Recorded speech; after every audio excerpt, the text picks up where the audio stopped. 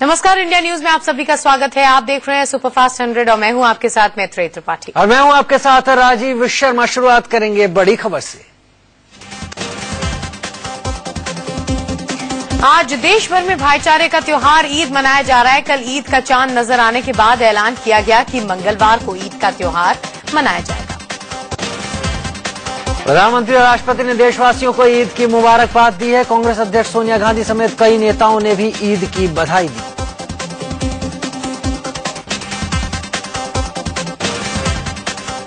आज देश भर के मस्जिदों में सुबह सुबह ईद की नमाज अदा की गई। इस मौके पर दिल्ली के जामा मस्जिद में भी मुस्लिम भाइयों ने नमाज अदा करके उस पवित्र त्योहार पर एक दूसरे को बधाइयां दी।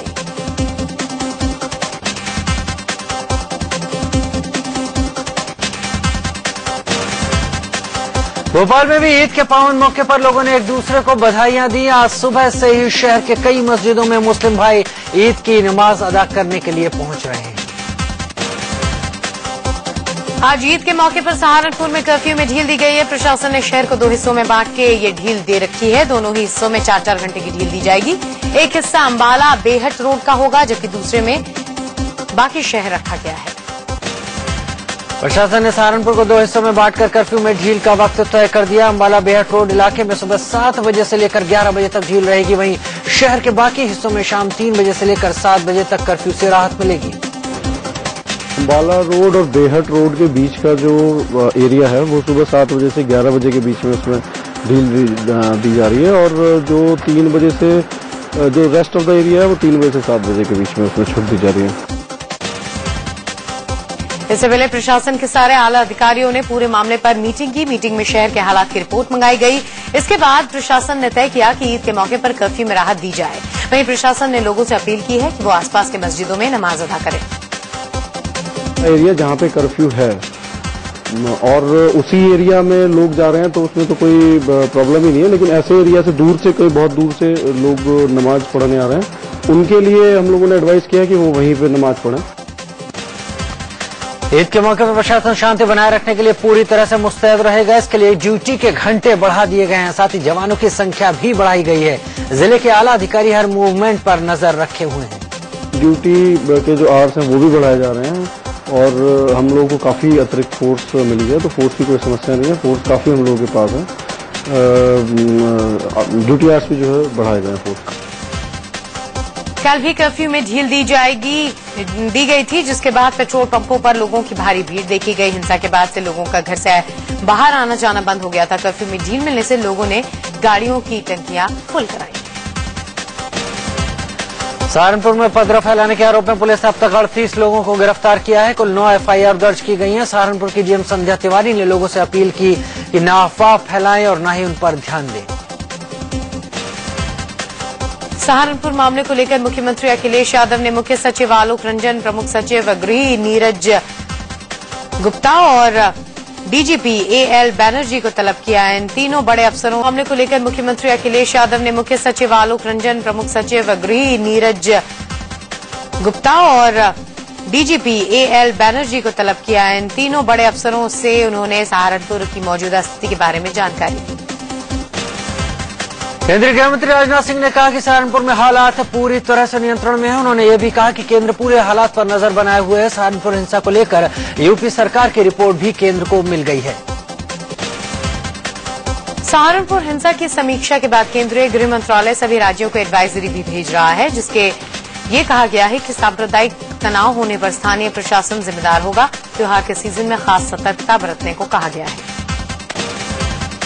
दिल्ली गोविंदपुर इलाके में 4 मंजिला इमारत गिरने से एक शख्स की मौत हो गई। देर रात हुए हादसे में एक शख्स की मौत हो गई, जबकि उसकी पत्नी घायल हो गई।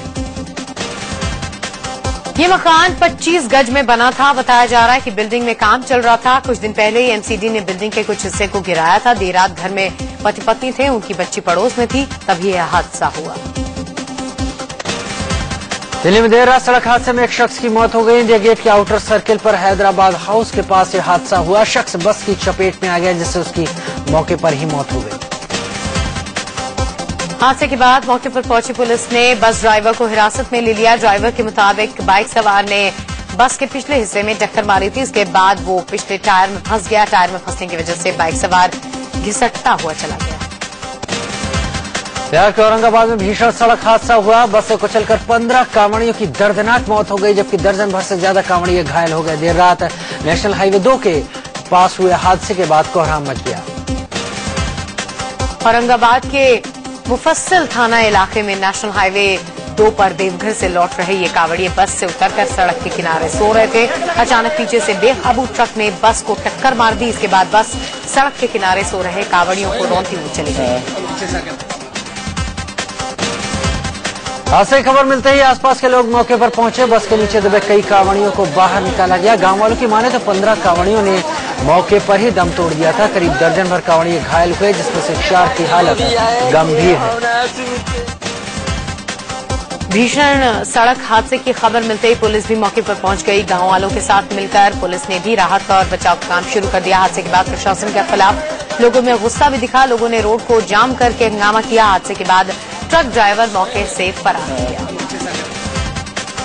कानपुर के पनकी इंडस्ट्रियल एरिया में एक प्लास्टिक फैक्ट्री में अचानक आग की लपटें उठ गई। देखकर आसपास इलाके में हड़कंप मच गया। फैक्ट्री में सो रहे मजदूरों और चौकीदार ने फौरन फायर ब्रिगेड को सूचना दी। आग की खबर मिलते ही दमकल की आधा दर्जन गाड़ियां मौके पर पहुंची। देर रात करीब 1:30 बजे फैक्ट्री से अचानक आग की लपटें उठनी शुरू हो गई। देखते ही देखते आग ने विकराल रूप ले लिया। कई घंटों की मशक्कत के बाद दमकल की गाड़ी फैक्ट्री की आग पर काबू पाया, लेकिन तब तक लाखों का सामान जलकर खाक हो चुका था। शॉर्ट सर्किट की वजह से आग लगी।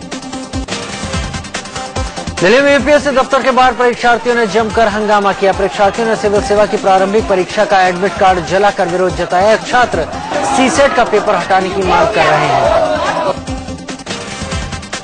यूपीएससी बिल्डिंग के बाहर काफी संख्या में परीक्षार्थी आधमके थे। सीसेट वापस लेने की मांग करते हुए इन्होंने हंगामा और नारेबाजी शुरू कर दी।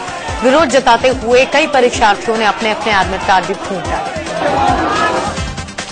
यूपीएससी दफ्तर के बाहर प्रदर्शन कर रहे उम्मीदवारों को रोकने में पुलिस को भारी मशक्कत करनी पड़ी। पुलिस ने प्रदर्शनकारियों को बलपूर्वक यूपीएससी बिल्डिंग के बाहर हटाया। इस दौरान कई परीक्षार्थियों को हिरासत में भी लिया गया।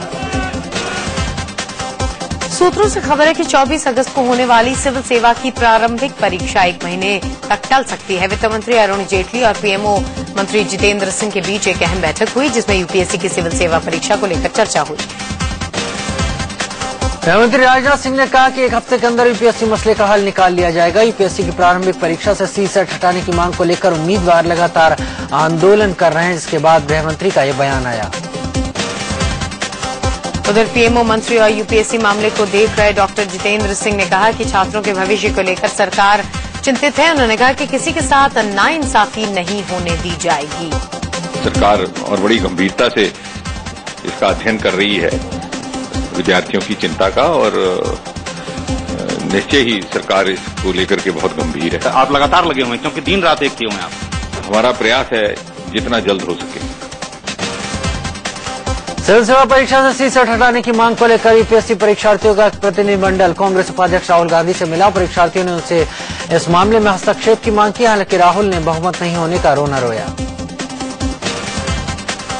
यूपीएससी मुद्दे पर यूपी के मुख्यमंत्री अखिलेश यादव ने प्रधानमंत्री को चिट्ठी लिखकर कहा कि सीसेट पेपर से हिंदी भाषी उम्मीदवारों का नुकसान हो रहा है। उन्होंने कहा 2011 से पहले पैटर्न को लागू करने और सीसेट का पैटर्न बदलने की मांग की है। यूपीएससी की सिविल सेवा परीक्षा से सीसेट को हटाने की मांग को लेकर वाराणसी में भी धरना प्रदर्शन हुआ। छात्रों के साथ साथ स्थानीय लोग भी इस धरने में शामिल हुए। यूपीएससी में सीसेट के विरोध को लेकर इलाहाबाद में छात्रों का विरोध जारी है। छात्रों ने बैंक रोड से विश्वविद्यालय परिसर तक मौन जुलूस निकाला। इस जुलूस में बड़ी संख्या में छात्र शामिल हुए। दिल्ली पुलिस स्पेशल सेल ने लश्कर तैयबा के आतंकी अब्दुल सुभान को गिरफ्तार किया है। स्पेशल सेल ने इसे पिछले हफ्ते सराय काले खां बस स्टैंड से कब्जे में लिया था। अब्दुल कई आतंकी हमलों की साजिश रचकर उन्हें अंजाम तक पहुंचा चुका है। सुभान को इसके पहले भी गुजरात के पाटन में गिरफ्तार किया गया था। 8 साल की सजा के बाद उसे छोड़ दिया गया, जिसके बाद ये लश्कर से जुड़ गया। लश्कर से जुड़कर वो लड़कों को ट्रेनिंग देने का काम करता था। मोहम्मद शाहिद और कारी शाहिद से पूछताछ में सुभान के बारे में खुलासा हुआ, फिर उसकी गिरफ्तारी की गई। केंद्रीय शहरी विकास मंत्री वेंकैया नायडू ने अपने मंत्रालय के 80 गायब कर्मचारियों को नोटिस भेजा है। दरअसल सोमवार की सुबह जब वो मंत्रालय का चक्कर लगाने पहुंचे तो अधिकतर कुर्सियां खाली पड़ी हुई थी और स्टाफ भी नदारद था। शहरी विकास मंत्रालय के जिस भी चेंबर में मंत्री वेंकैया नायडू जाते, वहां खाली कुर्सियां ही नजर आती। कहीं कहीं इक्का दुक्का स्टाफ दिखे। खफा नायडू ने 80 नदारत कर्मचारियों की लिस्ट बनवाई और उनसे देर से आने के लिए जवाब मांगा। ये वही पहला मामला नहीं है जब केंद्र सरकार के दफ्तरों में इस तरह से कर्मचारी गायब मिले हैं। उससे पहले सूचना प्रसारण मंत्रालय के कई स्टाफ समय पर दफ्तर नहीं पहुंचे थे तो मंत्री प्रकाश जावड़ेकर ने उनकी हाजिरी काट दी थी। 4 राज्यों में होने वाले विधानसभा चुनाव को लेकर बीजेपी आज बैठक करेगी। बैठक में महाराष्ट्र और हरियाणा को लेकर बातचीत होगी। साथ ही गठबंधन को लेकर भी इस मीटिंग में चर्चा होगी। प्रधानमंत्री मोदी ने अपनी सरकार की छवि सुधारने के लिए अरुण जेटली को जिम्मेदारी सौंपी है। अमेरिकी विदेश मंत्री जॉन केरी आज भारत दौरे पर आएंगे। केंद्र सरकार ने गडकरी जासूसी मामले की जांच कराने की विपक्ष की मांग को खारिज कर दिया है। भले ही गृह मंत्री राजनाथ सिंह ने गडकरी जासूसी केस की जांच से मना किया हो, लेकिन कांग्रेस ने कहा है कि जांच होनी ही चाहिए। हम चाहते हैं कि इसकी जांच होनी चाहिए और पार्लियामेंट में भी इसका जवाब देना चाहिए देश को कि क्या हो रहा है। गडकरी जासूसी मामले को लेकर कांग्रेस ने प्रधानमंत्री नरेंद्र मोदी को घेरा। पार्टी प्रवक्ता शक्ति सिंह गोयल ने कहा कि गुजरात में पहले से जासूसी होती थी लेकिन सूत्रधार दिल्ली आ गए हैं। तो संदेह अर्जुन अखबार में खबर छपी थी कि गडकरी के दिल्ली के 3 मूर्ति लेन आवास से जासूसी के उपकरण मिले हैं। अखबार का दावा है कि ये उपकरण बाद में हटाए गए और गडकरी ने इस बाबत पीएम और आरएसएस दोनों को जानकारी दे दी। हालांकि गडकरी ने अपने आवास से जासूसी के उपकरण मिलने से इनकार किया है। गडकरी भले ही जासूसी की बात से इनकार कर रहे हों, लेकिन उनकी ही पार्टी के नेता सुब्रमण्यम स्वामी इसे सच बता रहे हैं। बीजेपी अध्यक्ष अमित शाह 19 अगस्त को लखनऊ में कार्यकर्ताओं के एक सम्मेलन को संबोधित करेंगे। दिल्ली में पोस्टर लगाने के चलते गिरफ्तार किए गए आम आदमी पार्टी के 4 कार्यकर्ताओं को जमानत मिल गई है। 3 अगस्त को जंतर मंतर पर आम आदमी पार्टी के होने वाले प्रदर्शन को लेकर इन चारों ने पोस्टर चिपकाए थे। आम आदमी पार्टी ने आरोप लगाया कि दिल्ली पुलिस बीजेपी के इशारे पर काम कर रही है। पार्टी नेता मनीष सिसोदिया ने कहा कि चुनाव से भागने वाली बीजेपी पर सवाल उठाने वाले पोस्टर चिपकाने के चलते कार्यकर्ताओं की गिरफ्तारी की गई। कलकत्ता हाईकोर्ट ने टीएमसी सांसद तापस पाल के खिलाफ केस दर्ज करने का आदेश दिया है। कोर्ट ने तापस पाल के बयान संबंधी मामले की सीआईडी जांच के आदेश देते हुए 1 सितंबर तक रिपोर्ट तलब की है।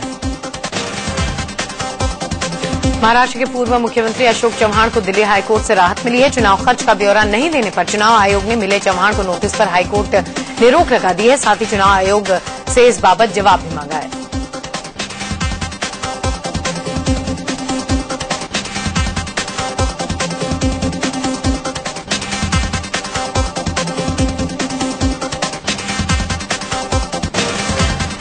पाकिस्तान के पूर्व राजनयिक ने 26/11 मुंबई हमले के मास्टरमाइंड हाफिज सईद को आतंकवादी घोषित करने की मांग की है।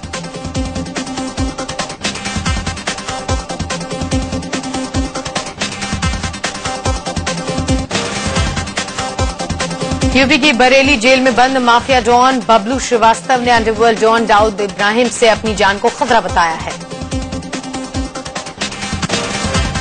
बबलू श्रीवास्तव ने अंडरवर्ल्ड डॉन दाऊद इब्राहिम से अपनी जान को खतरा बताते हुए शासन को चिट्ठी लिखी है। आने वाले दिनों में बबलू श्रीवास्तव की कई मामलों में अलग अलग कोर्टों में पेशी है। बरेली सेंट्रल जेल में वीडियो कॉन्फ्रेंसिंग के जरिए पेशी की सुविधा नहीं है। ऐसे में बबलू की सुरक्षा और कड़ी कर दी गई है। हरियाणा में लगा एचएसजीपीसी मामले में सिखों की सर्वोच्च धार्मिक संस्था अकाल तख्त ने हस्तक्षेप किया है।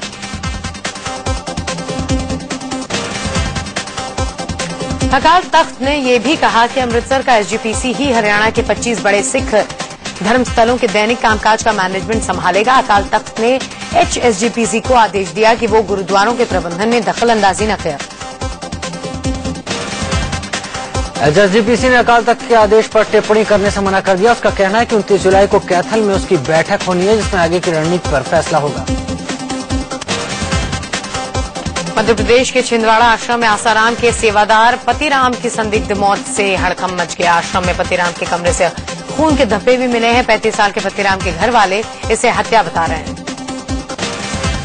पिछले 13 साल से पतिराम आसाराम का छिंदवाड़ा आश्रम में सेवा दे रहा था। उसकी मौत की खबर मिलने पर पुलिस और फोरेंसिक विभाग ने आश्रम में जांच की। लखनऊ के मोहनलालगंज में महिला से गैंगरेप और मर्डर केस में यूपी सरकार ने सीबीआई जांच की सिफारिश की है। पीड़ित परिवार ने यूपी सरकार के फैसले का स्वागत किया, लेकिन उन्होंने 3 नई मांगे सरकार के सामने रख दी। लखनऊ के मोहनलालगंज में रेप और मर्डर की घटना पर समाजवादी पार्टी के नेता नरेश अग्रवाल ने बेतुका बयान दिया। नरेश अग्रवाल ने इस मामले की सीबीआई जांच की मांग पर कहा कि ये तो आजकल फैशन हो गया है। यूपी के रामपुर में जमीन विवाद को लेकर 2 परिवारों के बीच खूनी संघर्ष हुआ।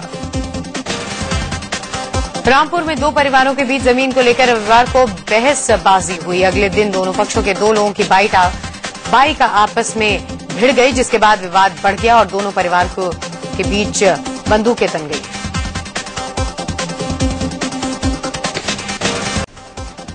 दिल्ली एनसीआर में उमस और गर्मी की मार झेल रहे लोगों को जोरदार बारिश से राहत मिल गई। दिल्ली एनसीआर में हुई बारिश का असर भी देखने को मिल गया। द्वारका इलाके में बारिश के बाद जलजमाव से भारी परेशानी शुरू हो गई। भोपाल में भी मूसलाधार बारिश के बाद सड़कों पर पानी भर गया। बारिश ने यहां के नगर निगम के दावों की पोल खोल दी। यूपी के कुशीनगर में महिला और नवजात बच्चे की मौत पर लोगों ने जमकर हंगामा किया। लखनऊ में सोमवार की रात बड़ा ट्रेन हादसा टल गया। ऐशबाग रेलवे स्टेशन से बरेली जा रही नैनीताल एक्सप्रेस के 2 डिब्बे पटरी से उतर गए। डालीगंज रेलवे स्टेशन के पास पहुंचते ही यह हादसा हुआ। दिल्ली के रोहड़ी के सेक्टर 17 में उस समय हड़कंप मच गया जब एक कार से युवक की लाश मिली।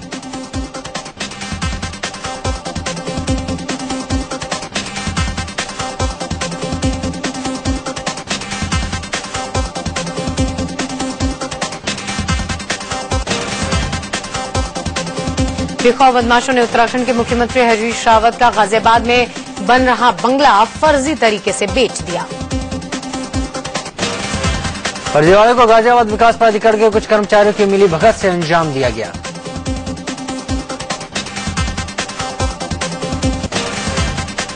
जीडीए के कुछ कर्मचारियों ने एक शख्स को फर्जी कागजात दिखाकर 1 करोड़ 20 लाख रुपए में डील तय कर ली। गाजियाबाद के हिंडन एयरबेस पर एयरफोर्स की फर्जी आईडी के साथ गए एक शख्स को गिरफ्तार किया गया। छत्तीसगढ़ के नारायणपुर में पुलिस ने 7 नक्सलियों को गिरफ्तार किया है। महाराष्ट्र के जलगांव पुलिस ने कार चोर गिरोह का भंडाफोड़ करते हुए चोरी की 13 गाड़ियां बरामद की। मोदी सरकार बढ़ती महंगाई के बीच आम लोगों को थोड़ी राहत दे सकती है। अंतर्राष्ट्रीय बाजार में कच्चे तेल की कीमतों में गिरावट होने की वजह से 21 जुलाई से पेट्रोल सस्ता हो सकता है। दिल्ली के सफदरजंग रेलवे स्टेशन से साइंस एक्सप्रेस ट्रेन को रवाना किया गया।